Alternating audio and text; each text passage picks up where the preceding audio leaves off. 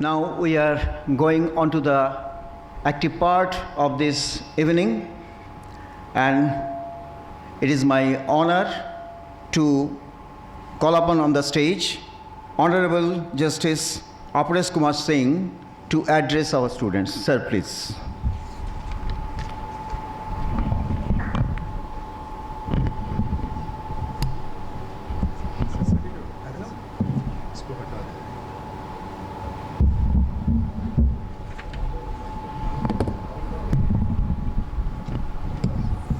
A very good evening to all. First of all, my pranams in the lotus feet of revered Almighty, Shri Guruji Maharaj, Ma Sharada and Swamiji. Off the dais, Honorable Principal Maharaj, Sri Arijit Maharaj, Kailash Maharaj, other monks of the Vidyapith order. On the dais, Sri Vimal Kirti Singh Ji, former IAS officer and a successful practicing advocate in Supreme Court and other courts.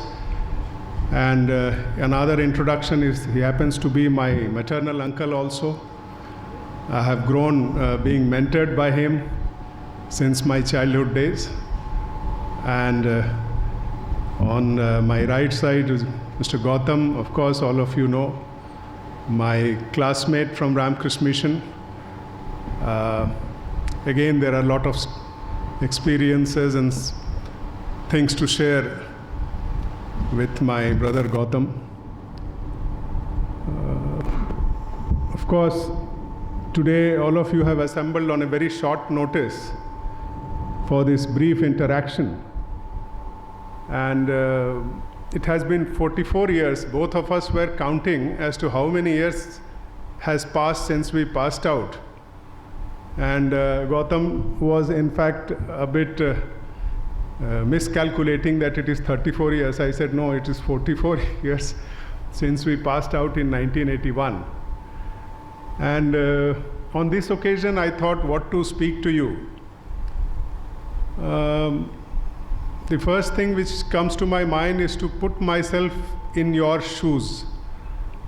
And what all of you, my dear students, would be thinking about their own lives and careers at this stage of their career in Ramakrishna Mission. You are the senior-most students of Ramakrishna Mission. That itself is an edge over the younger junior students of this school, because when you are in school, you always aspire to be seniors. So you are the senior most here. And I'm sure with all your daily curriculum, extracurricular activities, the only dream or thought that might be troubling you is to from where to go about from this stage of your career. It's a very important stage of your career, and hereinafter you are launched into a particular career of your life, which becomes a career of your life, whether it be in the science streams or in the humanities streams or the commerce streams, whichever. The first thing which goes to my mind to share with you is that, of course, you should have a dream, but destiny might have something else in store for you. And therefore, if your dreams are not realized, say in the next 5-10 years of your career, hereinafter, don't get frustrated. Destiny chooses the occupation which one is meant to be. I can say about myself that I am one of the perfect examples of that.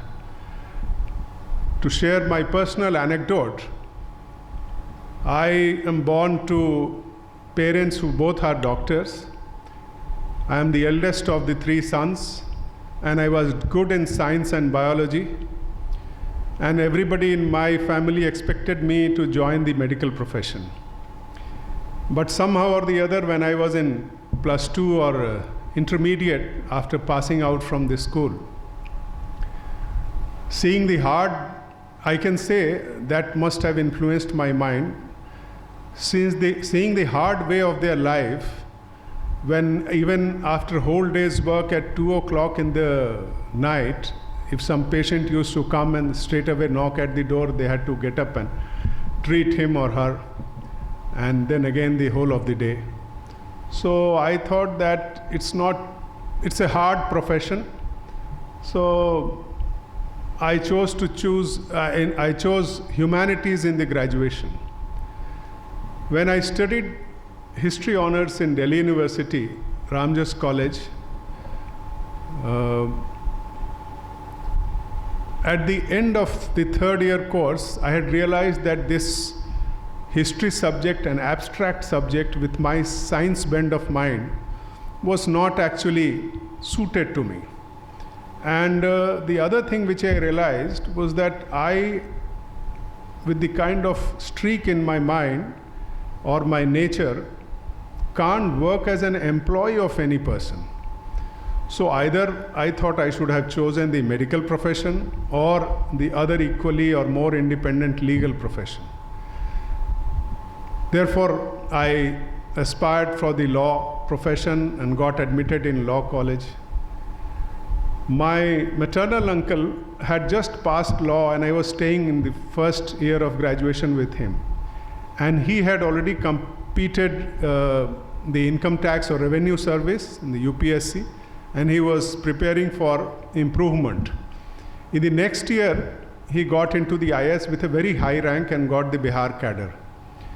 Now all this was happening during I was in the graduation. So in the first year of my law, those times 26 was the cut-off date whereafter you couldn't appear. So I was already 23 by that time. So I appeared in UPSC. I was supposed to be a good student, and including my maternal uncle Vimal Mamaji and others also expected me to be in the civil services. But God has something else in design for me. And despite all my intent and hard work, sincerity, somehow or the other in those few years, 2 years, I sat in the written exam and couldn't get up to the interview and into the services.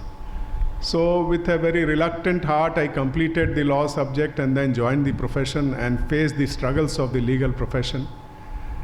And as destiny might have something else in store for me, I got elevated as a judge in 2012, and today I am before you as a Chief Justice. Nothing very special in me, nothing outstanding in me. But maybe the Almighty had, or my destiny had some other occupation in my mind. And when I reflect back today, or 10 years back also, I realized that this is why I was not allowed to get into the IAS or the civil services, because God had decided for me to do some judge's role or a justicing role for me. So therefore, all of you might have your own dreams, but if you falter in that in your career or even in the long length of your life, don't feel disheartened.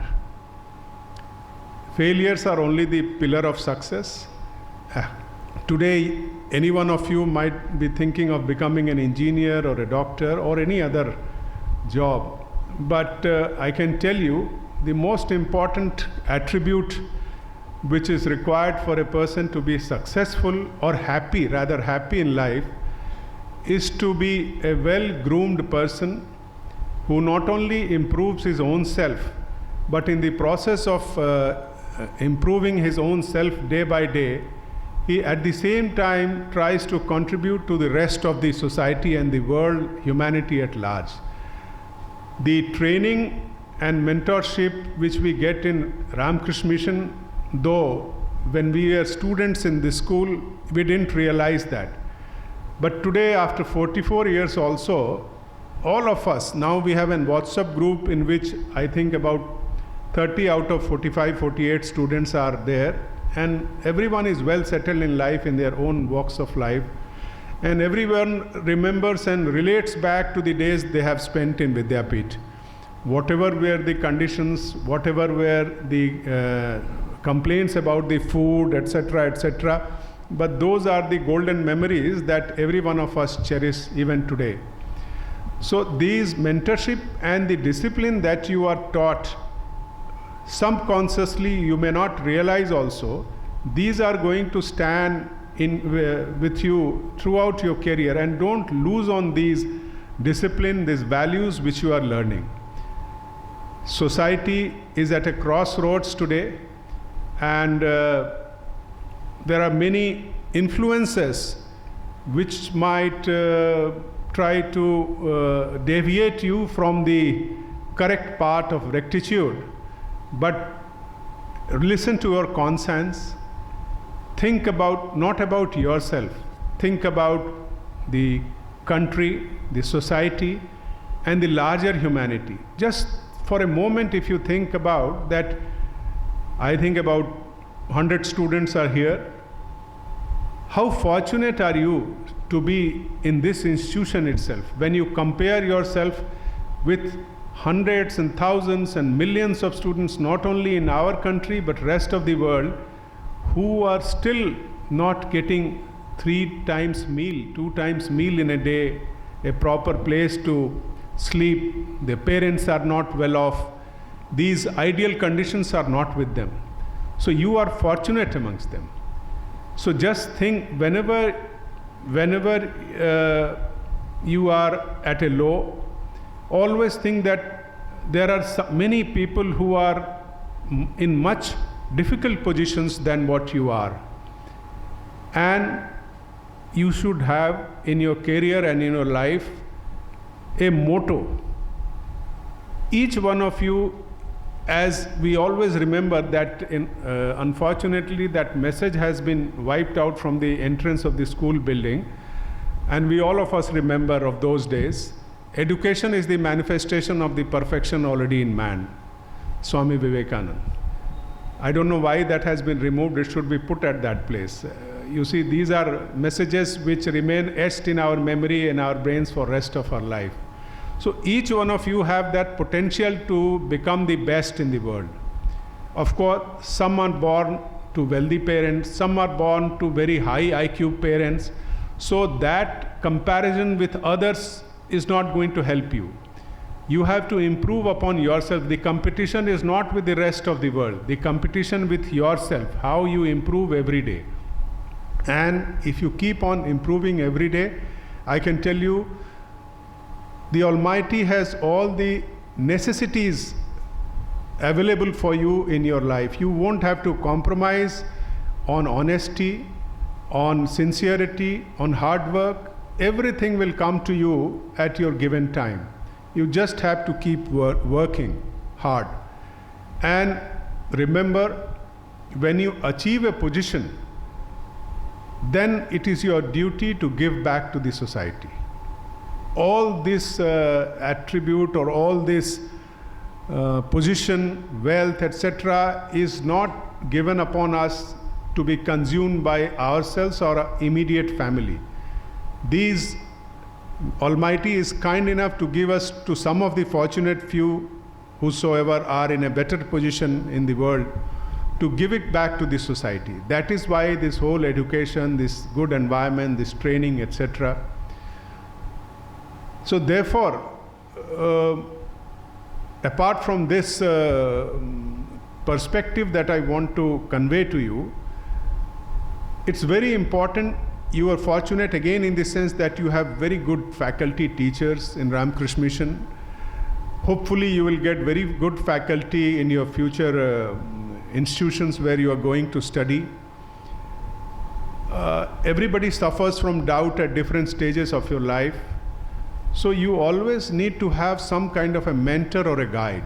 When you are a bit unsure about whether this is the right course, that is the right course, repose trust in someone whom you confide in, and then be guided by that. Complete surrender to the Almighty, complete surrender to your mentor and guide, and our teachers and Swamijis are always there. In fact, most of us, I belong to Devghar, it's almost a regular visit. Whenever we come to Devghar, we come to Vidyapith, sit there in the prayer hall, and some kind of a spirit passes on to us which clarifies all our confusion, etc., and then we go at a very peace, satisfied mind. So in your life, this is one thing which I felt is necessary. You should also have some mentor, some guide at different stages of your life who can guide you from time to time, spiritually, in education field, wherever. And failure shouldn't affect you. You remember, I think in 2021 when India was all out for 35 or 36 in Australian Tour Indian cricket team, Ravi Shastri was the coach. And when the team came back into the dressing room, everybody was dumb. There was no way how to express the sorrow and the despair. And Ravi Shastri told them that wear this 35 on your badge, like a badge. And you should never forget that there was one day when all of you were all out for 35. And every day when you remind yourself, you will yourself bounce back. And that is what happened in the next test. And India won the next test and won the series also. And those boys came as victors, vindicated their pride. So you can draw inspirations from all over the place. There are sports persons, there are celebrities, there are people in the different organizations, army, who have seen the worst of times, but they have come out successful, bounced back in life because they had the will to succeed. So there are many things to say on this occasion. Time is short, and my maternal uncle Vimal Kirti ji is here with us. He was in the All India services for 29 years, took a voluntary resignation in 2014. He has traveled over 70 countries in one or the other capacity, and these days also he has a very successful practice. In fact, he's like a guide and a mentor to many of us in the larger family and beyond our larger family also. So I'm sure you are going to benefit by his experience, and therefore I requested him. He came from Delhi today only to have puja and darshan before Baba Baidyanath tomorrow. So I requested him to come and address you, and I'm sure his address will be very helpful and beneficial to all of you. On this note, today I close my address, and of course look forward to some other day when we'll get more time to interact. And I wish all of you success in life, in your career, in your incoming exams, and enjoy every day, every moment of the day, whether you are studying, whether you are playing. In fact, one more anecdote. When I was a student, my warden, Brahmachari Niranjananandji, he always used to complain to our principal Soren Maharaj that Aparesh, if he doesn't play so much, he would stand first in the class. I used to stand third or fourth sometimes, in that range. And Soren Maharaj told him that if he doesn't play, he would not be able to stand third, fourth also. His performance will go down. This anecdote I shared with the students when I was called in the annual function in 2013 or 14. I said, till date, I have not stopped playing or indulging in at least 1 hour or 1.5 hours of physical activity or some games. And that keeps you going, because that is the adrenaline, the good hormones that secrete when you get completely overawed, bored by the syllabus and curriculum and hard hours of study. all of us, Gautam, we used to play volleyball in our candidate days like there was going to be no other day. Today is the last day of our life, the manner in which we used to play volleyball. Some of our teachers, Swami, कौन थे उस समय? स्वामी श्वेतानंद और जो dining hall में थे, शिवराम महाराज, शिवराम महाराज, मोहन महाराज, गजब. So till date, in fact, our physics teacher V.K. Skaria, I mean, the association with all our teachers has been such, and all of you will have the same association for the rest of your lives. 6-7 years back, I traveled to Kerala on a tour with my family, and Skaria, our physics teacher, his class was such that physics being the subject and all difficult chapters, none of us had to open our textbooks. In the 40 minutes class, he used to draw the diagrams for 20 minutes or 15 minutes. For next 20 minutes, in those 15 minutes, we are free to do all kind of things. Halla, gulla, everything, he didn't bother. For the next 20 minutes, he used to look at each one of our eyes, and we used to get hypnotized. And 20 minutes thereafter, we were completely focused on that blackboard. And he used to explain everything. And he used to finish off 5 minutes before the final bell. And that 5 minutes were again fun time. So, and we never, I at least had never was required to revise the physics chapter in the evening study period. So that is the kind of way of pedagogy or teaching our teachers used to. And similar with Balram Da and other teachers also. I'm not missing a few of them. And Skaria Da was in Kochi. He's still in Kochi, 76, 77 years old. He followed my travel plan like a father, and I went with my family to meet him. He was standing at the corner of the street just to ensure that I do not miss that particular turn. And it was such a happy reunion with Skaria Da, Madam Skaria Da, and his whole family. This is the kind of relationship that you build in a school like Vidyapith. So these are many things, many anecdotes. Every Vidyapith alumni will get so many things to share with you. So be proud of the position that you are here. You are fortunate to be students of Ramakrishna Mission, institution of such eminence, 100, 203 years institution. This is the pioneering institution of Ramakrishna Mission. And each one of you, I can tell you with confidence that you are going to do well in your life. Remember, wherever you are and in a position, just don't forget about the rest of the society. Try to give it back to them as much as you can. Thank you. Thank you so much.